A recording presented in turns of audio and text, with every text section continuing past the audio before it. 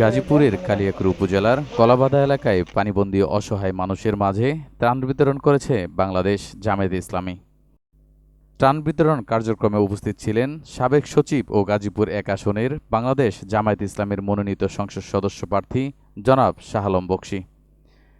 এ সময় তিনি বন্যা কবলিত ও পানিবন্দী মানুষের খোঁজ খবর নেন এবং তাদের হাতে ত্রাণ সামগ্রী তুলে দেন। সে সময় আরও উপস্থিত ছিলেন হাফেজ জাহাঙ্গীর আলম, মাওলানা রফিকুল ইসলাম সহ এলাকার গণ্যমান্য ব্যক্তিবর্গ। ত্রাণ বিতরণকালে বক্তারা বলেন, দুর্যোগের এ সময়ে অসহায় মানুষের পাশে দাঁড়ানো মানবিক দায়িত্ব। ভবিষ্যতেও এ ধরনের সেবামূলক কার্যক্রম অব্যাহত থাকবে বলে তারা আশাবাদ ব্যক্ত করেন।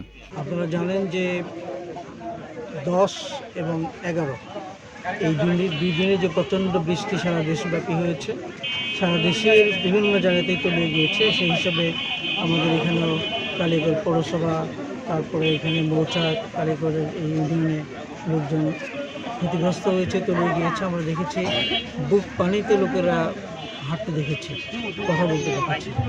এই অবস্থায় জামাত, আপনারা জানেন, যে কোনো দৈব দুর্বিপাকে জামাত লোকদের সাহায্যে এগিয়ে যায়। এবারেও জামাত এগিয়ে এসেছে।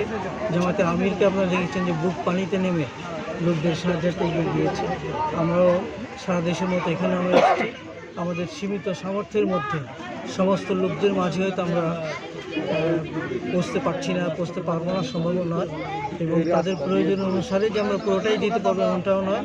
আমরা আমাদের সামর্থ্য অনুযায়ী তাদের পাশে থাকার চেষ্টা করেছি, ইনশাআল্লাহ ভবিষ্যতেও থাকার চেষ্টা করব।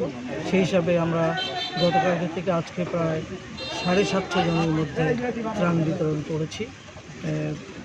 শুকনো খাবার, কোথাও কোথাও তৈরি করা খাবার, রান্না করা খাবার দিয়েছি।